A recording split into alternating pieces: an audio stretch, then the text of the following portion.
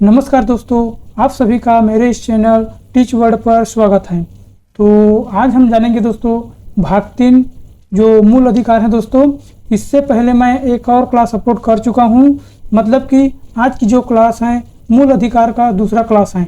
इससे पहले मैं पार्ट 1 अपलोड कर चुका हूं और ये जो वीडियो है दोस्तों ये पार्ट 2 है, जिसमें हम स्वतंत्रता के अधिकार के बारे में जानेंगे। स्वतंत्रता का अधिकार दोस्तों अनुच्छेद 19 से 22 तक दिया गया है।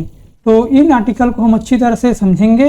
और दोस्तों आपसे एक निवेदन है, मेरे इस चैनल को प्लीज़ लाइक एंड सब्सक्राइब कर दीजिएगा ताकि मुझे भी कुछ मोटिवेशन मिलता रहे दोस्तों, और मैं आप लोगों के लिए अच्छे क्लास लेकर आता रहूँगा। और कल से दोस्तों मैथ्स का क्लास स्टार्ट होने वाला है, जिसमें हम आरआरबी, एनटीपीसी और एसएससी जीडी को जितने भी सिलेबस हैं उसको हम कवर करेंगे।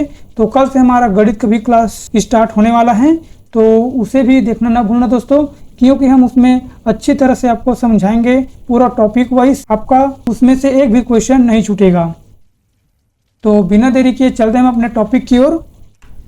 देखिए दोस्तों भाग 3 मूल अधिकार, जिसमें अनुच्छेद 19 से 22 तक आता है दोस्तों, यानी जो स्वतंत्रता का अधिकार है उसमें टोटल 19 से 22 आर्टिकल दिया गया है। देखिए दोस्तों अनुच्छेद 19 क्या बोलते हैं, इसमें 7 टॉपिक दिया गया है दोस्तों स्वतंत्रता से रिलेटेड।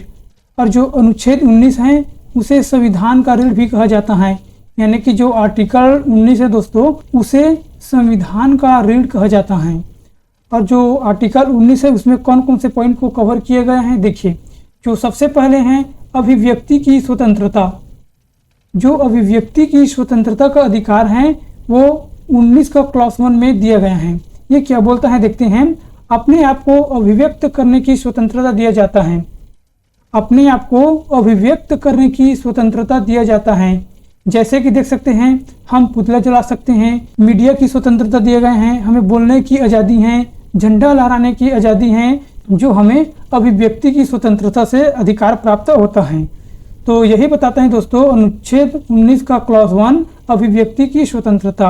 और क्लॉज 2 में क्या दिया गया है, संगठन बना सकते हैं, यानी कि हम अपने संगठन बना सकते हैं।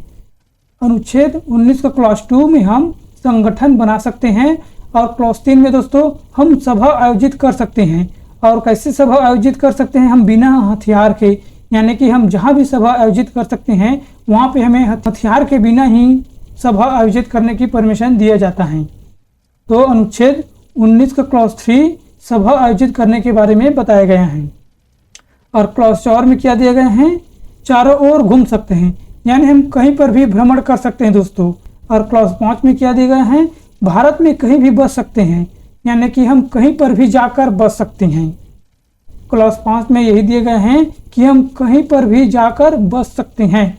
और 6वां में क्या दिया गया है, संपत्ति का अधिकार, यानी कि जो संपत्ति का अधिकार भी हमारा एक अधिकार है, जिसको दोस्तों मोरारजी देसाई ने 44वां संशोधन करके 1978 में संपत्ति का अधिकार को कानून का अधिकार कर दिया गया है।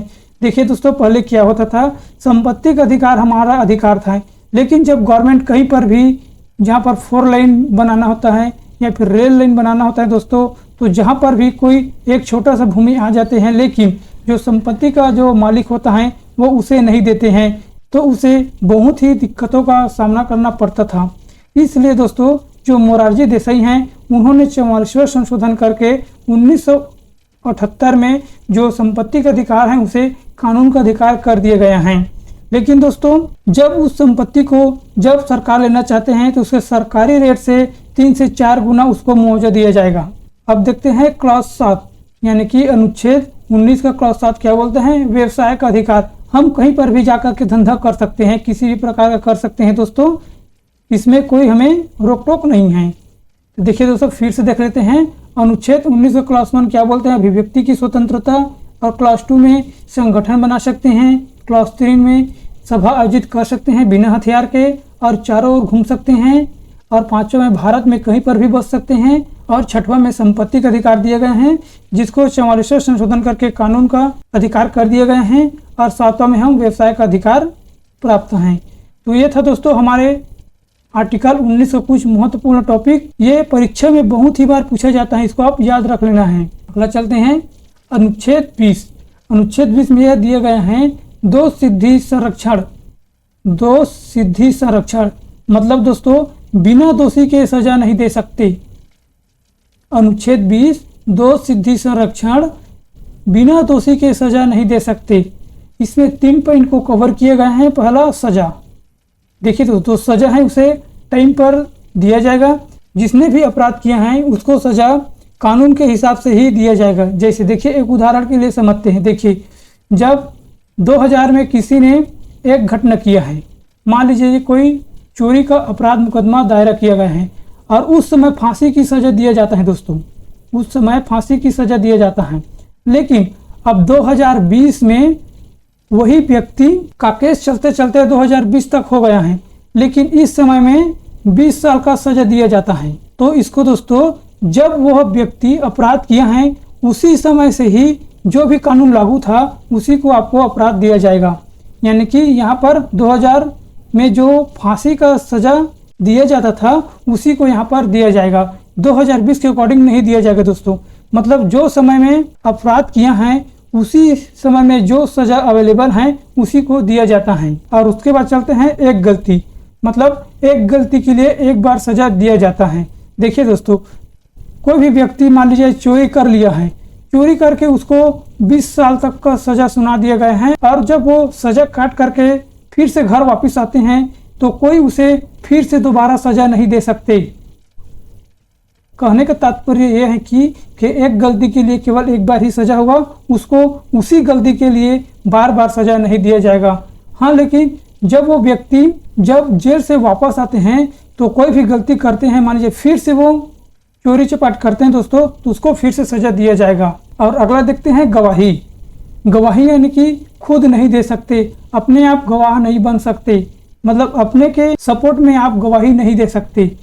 तो अनुच्छेद 20 से ही बताए गए हैं कि दोष सिद्धि संरक्षण, बिना दोषी की सजा नहीं दे सकते, टाइम पर कानून के अनुसार सजा दिया जाएगा, एक गलती के लिए एक बार सजा होगा और गवाही खुद नहीं दे सकते। और अनुच्छेद 21 प्राण एवं दहित्व स्वतंत्रता, प्राण एवं दहित्व स्वतंत्रता। देखिए दोस्तों इसमें 2 पार्ट में डिवाइड किया गया है, एक प्राण और दूसरे दहित्व स्वतंत्रता, यानी कि ये पर्सनल है और ये लाइफ है।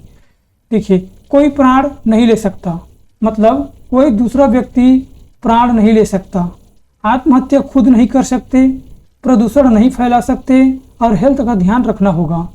यानी कि पहला जो बोलता है कोई दूसरा व्यक्ति प्राण नहीं ले सकता और आत्महत्या भी नहीं कर सकता, प्रदूषण भी नहीं फैला सकता और हेल्थ का ध्यान भी रखना होगा। तो हमारा पहला टॉपिक यही बोलता है। और दूसरा दैहिक स्वतंत्रता, इसमें दोस्तों इसमें पर्सनल लाइफ के बारे में बताया गया है। जो एकांतवास कर सकती हैं, विदेशी यात्रा कर सकती हैं, यह पर्सनल मामला है। हम एकांत में भी रह सकते हैं, विदेश भी जा सकते हैं और अपने प्राइवेसी को भी छुपा सकते हैं दोस्तों।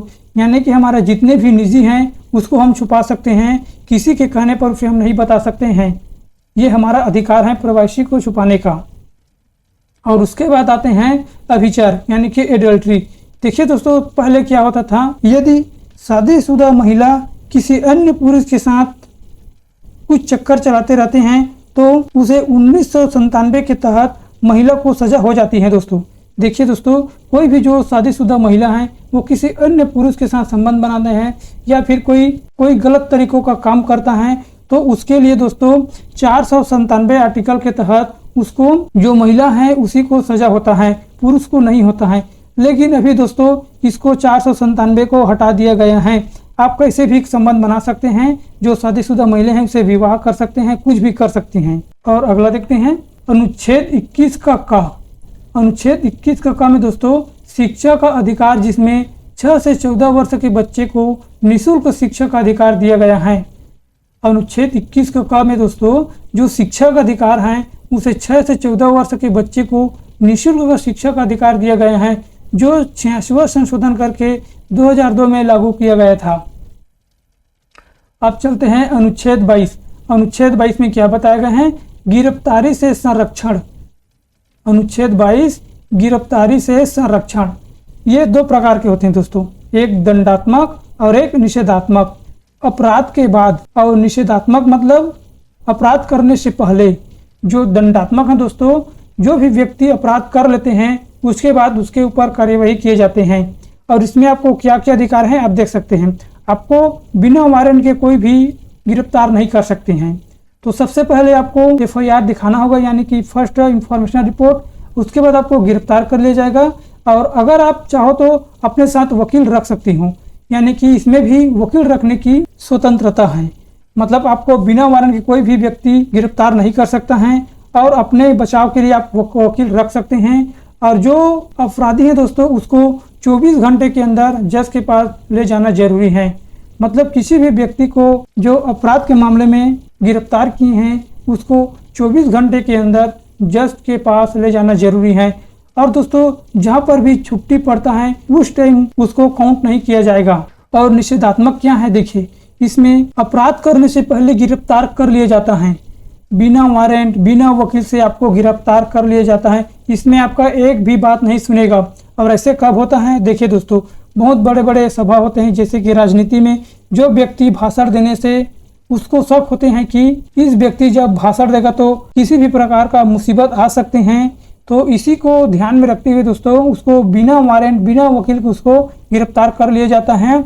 और उसे तब तक गिरफ्तार करके रखा जाता है जब तक उसका सॉल्यूशन नहीं मिल जाता है। और ये गिरफ्तार दोस्तों 3 महीने तक का उसे गिरफ्तार करके रख सकते हैं।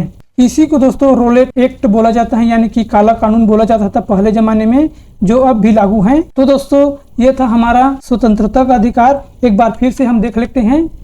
देखिए जो स्वतंत्रता का अधिकार है 19 से 22 तक है, जिसे संविधान का रीढ़ भी कहा जाता है दोस्तों, आर्टिकल 19 को, जिसमें अभिव्यक्ति की स्वतंत्रता, संगठन बनाने की स्वतंत्रता, सभा आयोजित करने की स्वतंत्रता, चारों ओर घूम सकते हैं, भारत में कहीं भी बस सकते हैं, संपत्ति का अधिकार और व्यवसाय का अधिकार दिए गए हैं आर्टिकल 19 में।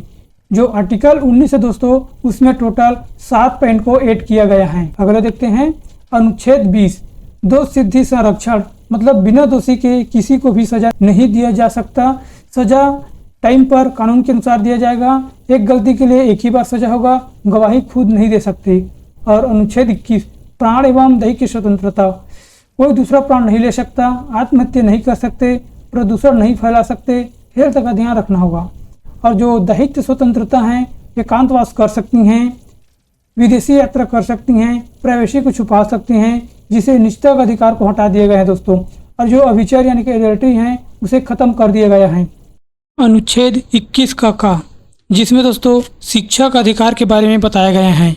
मतलब शिक्षा का अधिकार, जिसमें 6 से 14 वर्षों के बच्चों के लिए निःशुल्क शिक्षा का प्रावधान दिया गया है, जो 6वां संशोधन करके 2002 में लागू किया गया था।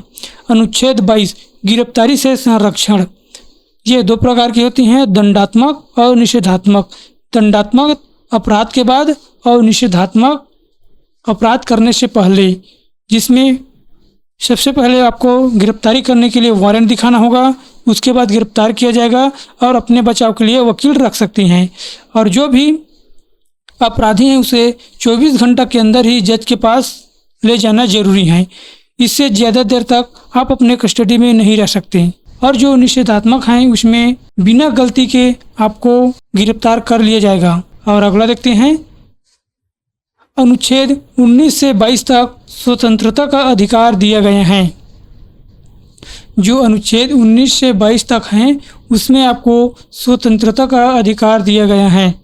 तो दोस्तों जो मूल अधिकार जिसमें स्वतंत्रता का अधिकार दिए गए हैं उसको हम कंप्लीट कर लिए गए हैं। तो दोस्तों इसके बाद हम अगले क्लास में बाकी का जो बचा हुआ है उसको हम कंप्लीट करेंगे। और आपसे एक रिक्वेस्ट है, अगर आप मेरे इस चैनल पर नए हैं तो ज़रूर सब्सक्राइब कर दीजिएगा और साथ ही में बेल आइकन को ज़रूर प्रेस कर दीजिएगा दोस्तों, ताकि मुझे और मोटिवेशन मिलता रहे और आप लोगों के लिए नए नए कंटेंट लेकर आता रहूं। तो आज के लिए बस इतना ही, मिलते हैं अगले वीडियो पर। Thank you and so much.